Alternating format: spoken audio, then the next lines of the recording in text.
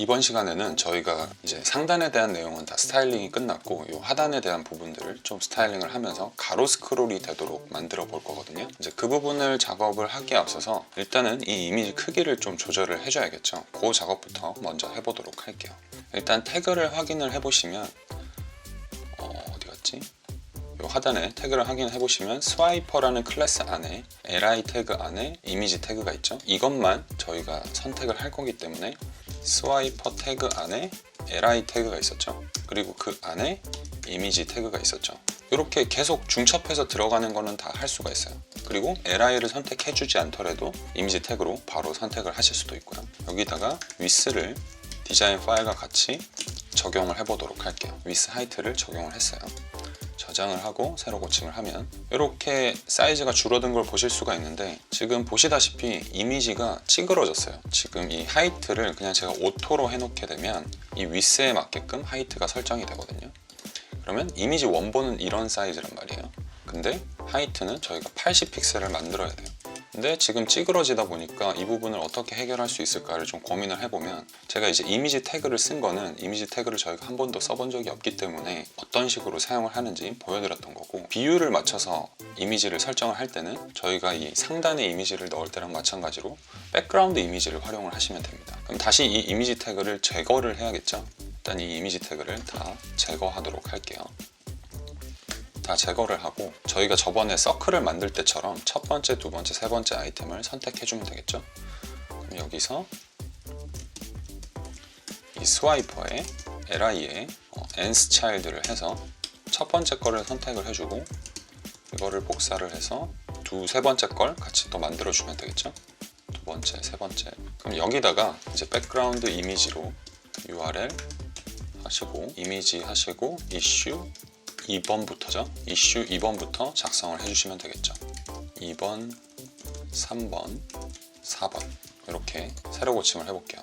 그러면 지금 이미지가 들어가긴 들어갔는데 글줄만큼만 길이가 나오고 지금 잘려서 보이게 되죠. 이 부분은 그냥 이미지 사이즈를 지정을 해주시면 돼요. 저희는 이제 주소만 각각이 다르기 때문에 이미지 사이즈에 대한 부분은 그냥 스와이퍼에서 li 태그를 선택을 하고 여기다가 width를 136픽셀, 그리고 하이트를 80픽셀로 적용을 해볼게요. 저장을 하고 새로 고침을 하면 이렇게 원하는 이미지 사이즈는 됐어요. 근데 여기서 또 문제는 비율에 맞게끔 채워져야 되는데 지금 또 잘려 나간 걸 보실 수가 있죠. 이것도 상단의 이미지를 저희가 적용할 때랑 마찬가지로 백그라운드 사이즈를 커버로 지정을 해주시면 돼요. 저장을 하고 새로 고침을 하면 이런 식으로 적용이 되게 돼요. 여기서 한 가지 제가 더 알려드릴 부분은 뭐냐면, 여기 이미지를 보시면 상단부터 시작이 되고 있죠. 여기 이미지가 까만 원이 상단부터 시작이 되고 이 아랫부분이 잘리고 있어요. 이거를 센터부터 시작을 하도록 변경을 해줄 수가 있거든요. 그때는 어떤 속성을 사용하시면 되냐면 백그라운드 포지션이라는 속성이 또 있어요. 이 포지션을 센터로 놓게 되면 지금 센터부터 시작되는 이미지 정렬을 보실 수가 있어요. 저희는 이제 이 방식으로 이미지를 입혀주게 될 거고요. 여기다가 이제 간단한 스타일링을 좀 더 해줘야 되는데요. 지금 여기 보시면 불필요하게 여기 리스트이기 때문에 이런 점들이 붙어 있죠. 요거를 제거를 해보도록 할게요. 저거를 제거하는 거는 모든 페이지에서 똑같이 다 사용을 할 거기 때문에 저희가 이전에 사용했었던 main.css 파일로 가서 지워주도록 할게요. 일단 이 파일을 선택을 해주시고 하단에다가, 그러니까 사실상 url의 li죠. 근데 li만 먼저 선택을 해서 여기다가 리스트 스타일이라고 있거든요. 이 리스트 스타일을 none으로 바꿔줄게요. 이 의미에서 느껴지다시피 리스트 스타일을 없애겠다는 의미거든요. 이렇게 이제 저장을 하고 나면 이 점들이 사라진 걸 보실 수가 있죠. 근데 이 점은 사라졌는데 이 왼쪽에 해당하는 여백이 계속 남게 돼요. 이 부분도 같이 삭제를 해보도록 할게요. 이 부분은 리스트 아이템의 속성이 지정이 되어 있는 게 아니라 이 리스트를 감싸고 있는 ul이 있었죠. li도 같이 없앨 거기 때문에 이렇게 중복으로 선택을 하실 때는 콤마를 찍어주시면 돼요. 그래서 둘 다 없애겠다는 의미겠죠. ul과 li 둘 다 없앨 때는 콤마를 찍어주시면 돼요. 이거는 두 개 다를 선택해서 똑같이 속성을 적용하겠다라는 의미거든요.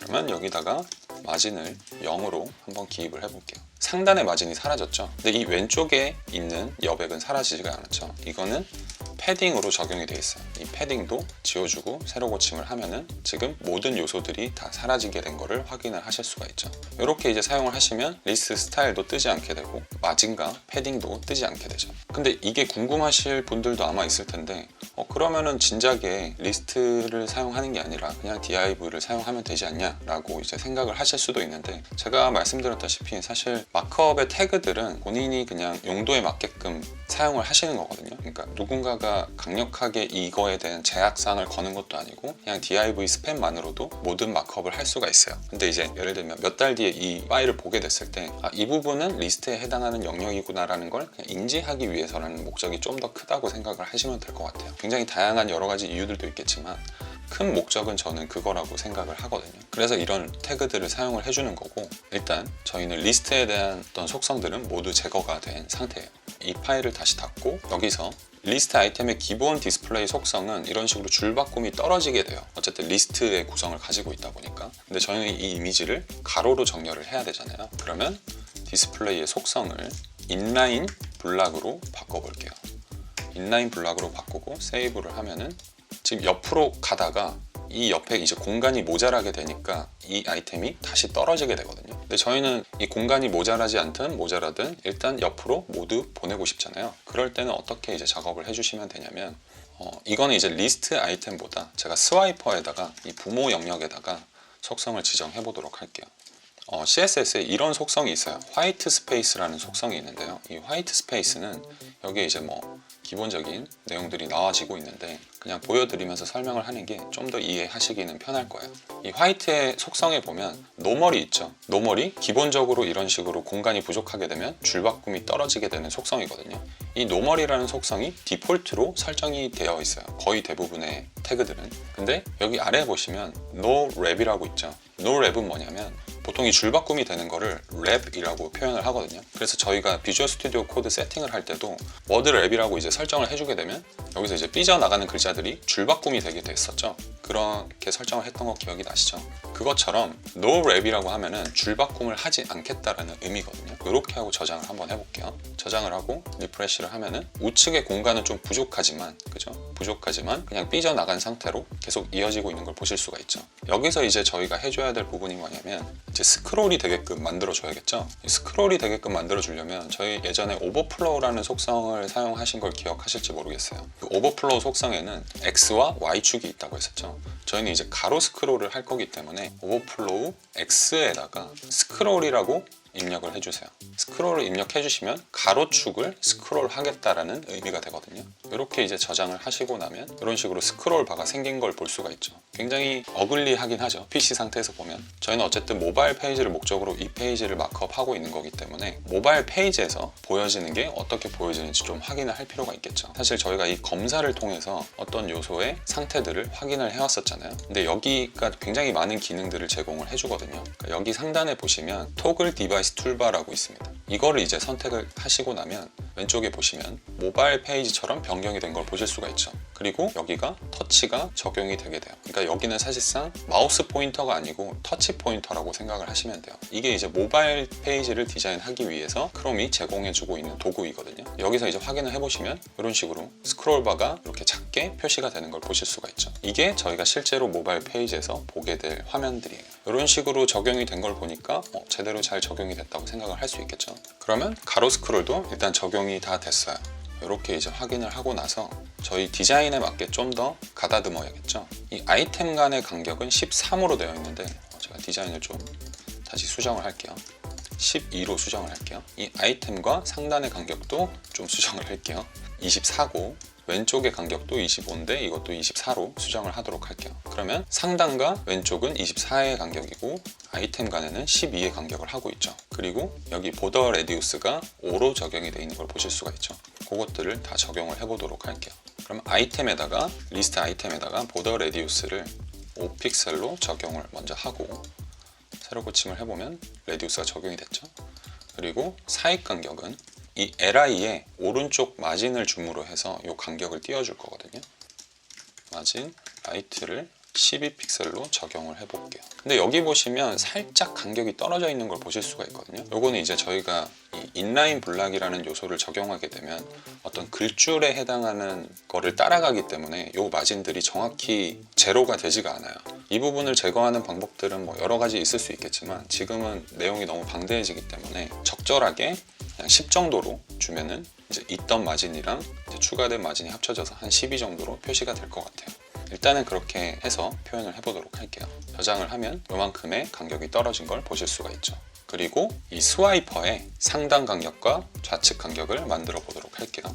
그럼 마진 탑이 24픽셀이고 마진 레프트가 24픽셀이죠. 이렇게 저장을 하고 나면 적용이 되게 되죠. 근데 여기서 문제가 뭐냐면 이 왼쪽에는 사실 스크롤은 여기서부터 시작하는 게 맞잖아요. 지금 보시면 스크롤을 하게 되면 왼쪽이 잘리게 되죠. 이건 이제 마진을 적용시켰기 때문인데 이렇게 스크롤이 될 때 이게 잘리지 않도록 적용을 하려면 패딩을 적용을 해주시면 돼요. 그러면 여기 왼쪽에다가 패딩 레프트를 하면은 세로 고침을 하면 스크롤바가 방금 늘어났죠. 요거만큼 이렇게 스크롤이 되게 되는 거예요. 근데 이제 스크롤이 끝날 때도 너무 이 마진이 좁으니까 우측에도 패딩을 주도록 할게요. 이렇게 적용을 하면은 우측에도 그 공간만큼의 패딩이 생기신 걸 알 수가 있죠. 근데 지금 보시면 마진 탑도 24고 레프트도 24고 오른쪽도 24고 그리고 바텀도 24 정도로 주면 괜찮을 것 같거든요. 네, 이것도 디자인을 그냥 수정해서 다 24로 주는 거를 한번 적용을 해보도록 할게요. 그러면 패딩 탑 그리고 패딩 바텀 24 적용을 하면 이런 식으로 조금 보기 좋게 나열됐죠. 지금 이 스크롤바가 조금 거슬리긴 하는데 모바일 페이지에서 보면 이런 식으로 표현이 되는 걸 보실 수가 있어요. 근데 지금 보시면 지금 똑같은 값이 다 반복이 되고 있잖아요.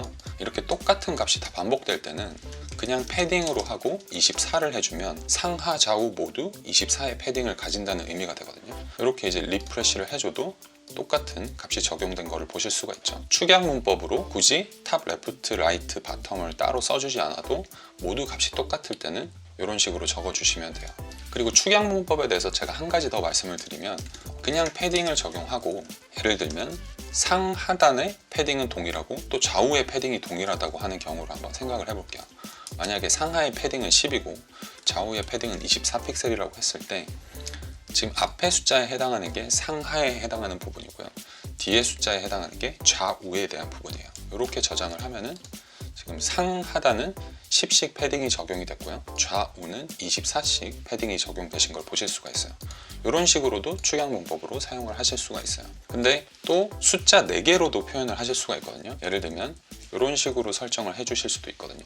이거는 이제 어떤 순서로 되어 있는 거냐면 이 처음에 시작하는 부분이 상단이고요. 이 상단을 기준으로 시계 방향으로 돌아가는 거예요. 상, 우, 하, 좌 이런 식으로 적용이 되는 거거든요. 이렇게 저장을 하면은 상단은 10이고 우측은 24픽셀이고 하단은 36, 왼쪽은 48픽셀이 적용이 된 거를 보실 수가 있어요. 이렇게 이제 작성을 하게 되면은 한 줄로 여러 가지 상황을 다 커버할 수가 있게 되죠. 이게 적용이 되는 부분은 패딩도 마찬가지로 적용이 되고요. 마진도 똑같이 패딩과 동일한 방식으로 값을 적어줄 수가 있어요. 주로 이제 패딩과 마진에서 많이 사용하는 방법이에요. 그럼 일단은 저희는 모두 동일하기 때문에 24픽셀로 설정을 해두도록 할게요. 이렇게 이제 저장을 하고 나면 가로 스크롤이 완성이 된 거를 보실 수가 있죠. 그럼 이제 다음 비디오에서는 하단에 리스트를 마저 표현을 해보도록 하겠습니다.